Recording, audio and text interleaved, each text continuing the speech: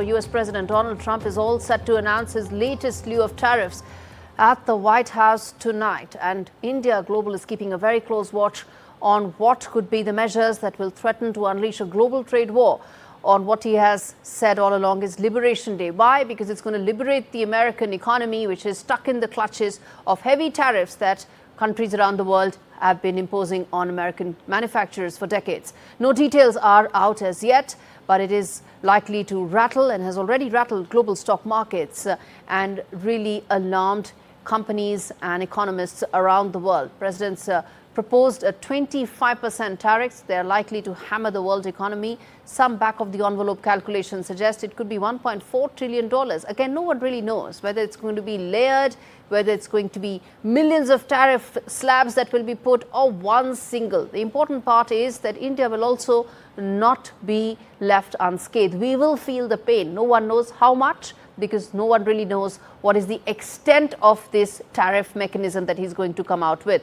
But of course, it's going to be less affected given the fact that there have been some trade talks between India and the US, and that could really break the ice. How much remains to be seen, and which is why I'm going to now put forth those big questions that we always do on India Global to really decode the story in greater detail. Let's put that out. Question number one, which is that will Trump tariff bomb actually hit and impact global markets? It has already rattled, but how much more? Second, will the tariffs bring a complete turnaround of American trade policy? Will this really be that watershed moment as to from here on how American trade policy will behave? The next key question, how much will it hurt the American economy? Because at the end of the day, American consumers will have to pay more, which is why American stock markets have also been very nervous about it. And lastly, will these tariffs actually start major trade wars with leading economies, whether it's China, whether it's Mexico, whether it's European Union?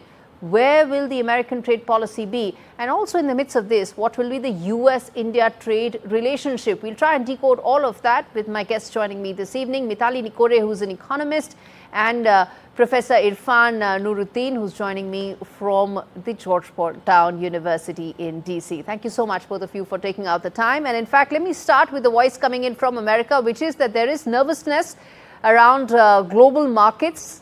And what's it looking like, Professor Irfan? Because no one really knows what these reciprocal tariffs would be and how they would actually go about liberating everyone, including American companies. Yeah, I think the only one liberated Mr. Trump and his friends. Look, I mean, we've got just tremendous uncertainty, and markets don't like uncertainty, right? Once we know what he's actually got in store for the global economy, businesses will have to factor that into their bottom lines, and then the stock markets will process that information. We'll get a repricing of some stocks, and we'll be okay on a lot of other things.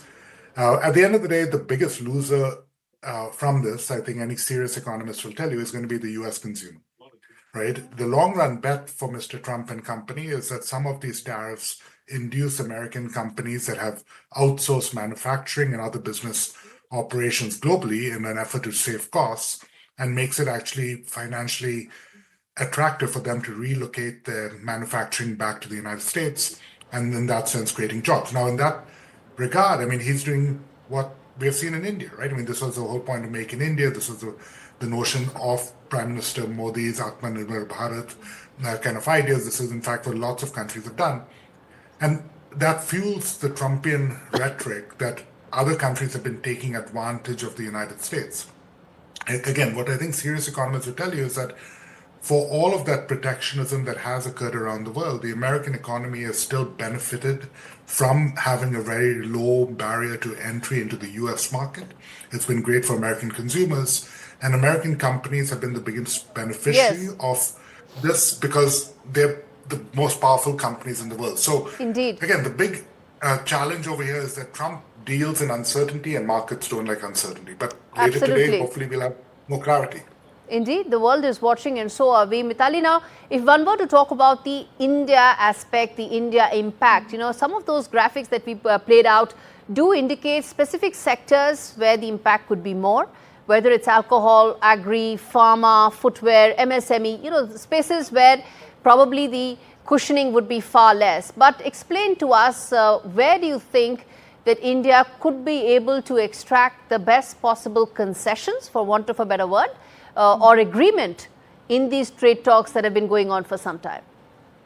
Thanks a lot, Gaurie, for bringing me onto the show. I think, I completely agree with Irfan that as a serious economist, I can tell you that the biggest loser out of this entire situation will be, at least in the short run, the US consumer, because there is a high amount of import dependency. And it's very difficult to re-engineer supply chains overnight. I mean, you can, of course, impose a tariff overnight, but you can't change your suppliers overnight.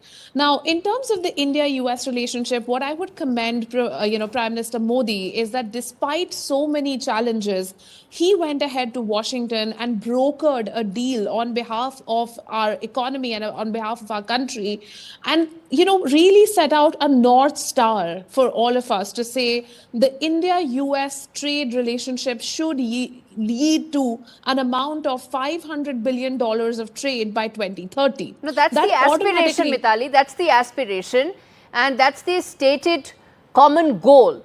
But the fact is, these reciprocal tariffs are coming. The White House confirmed that today as well. So they are coming. We don't know the form and shape they will take, but they are coming, and they are going to impact the Indian economy as well. The question is, where do you think the impact could probably be the most, and what could policymakers in India do about it? Absolutely. And in fact, this is exactly what is being discussed. I mean, when we look at the pharma sector, when we look at auto components, when we look at light manufacturing, when we look at electronics and semiconductor industries, I mean, these are the industries which are likely to be most impacted with the first set of tariffs that are going to come in, especially the reciprocal tariffs.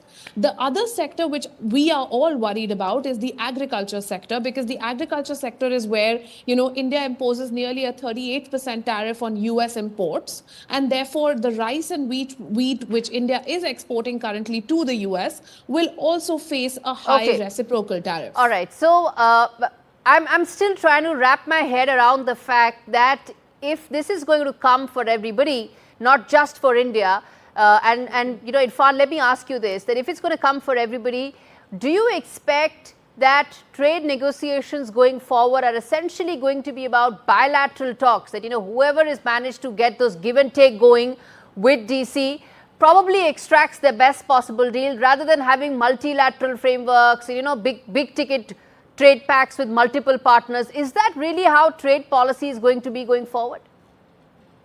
I'm afraid so. I mean, so Mitali and I agree that obviously the US consumer is the biggest victim. The other big victim is the World Trade Organization and the entire rule of global trade governance that has been established over the last 60 years. Multilateral trade negotiations are effectively dead.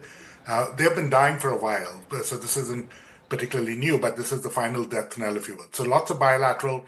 I suspect that once the full impact on inflation and the US economy becomes clearer over the coming months, there'll be a lot of pressure on Mr. Trump to announce deals, right? Allow him to save some space, some symbolic efforts, and that will be done at the bilateral level as countries are pressured to offer concessions. The problem for India is that the two sectors that really matter, manufacturing and agriculture, are very politically sensitive for the Indian government, and it's just unclear that they can offer the kind of concessions that US trade negotiators are going to really, really want. But I do think we're just going to see a slew of announcements that certain countries, certain businesses have said they're coming back to America, that allows Trump and his supporters to claim victory.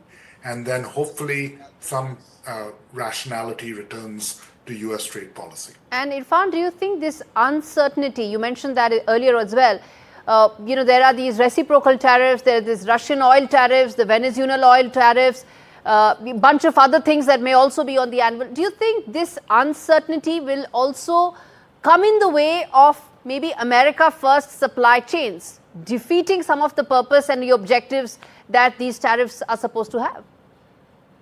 Very much so, right? Businesses, especially global businesses of the scale of these big multinationals that have global value chains, are making decisions that are years in the future, right? I mean, they've got to, so the rejiggering of a supply chain overnight, as Mitali correctly said, is simply impossible. So how do you deal with that uncertainty? You basically hedge on future investments. You don't get as competitive as you could be.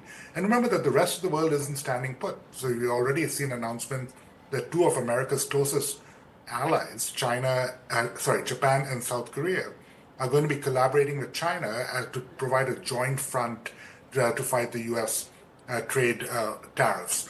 I mean, Europe is going to be rethinking its relationship with the United States. We're not talking about the end of America's too big an economic actor for the world to cut it out. And it's not in anybody's interest that the American economy should falter. It should continue to do well because it's the primary economic engine of the world to that extent.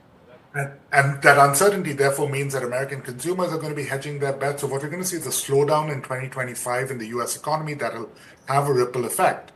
Again, the world economy is pretty robust right now. We can handle that from the short run. The question is that if Trump and company really think that tariffs are the way in which they're going to rebuild American manufacturing and are willing to stick to that, then we've got a very long run problem ahead.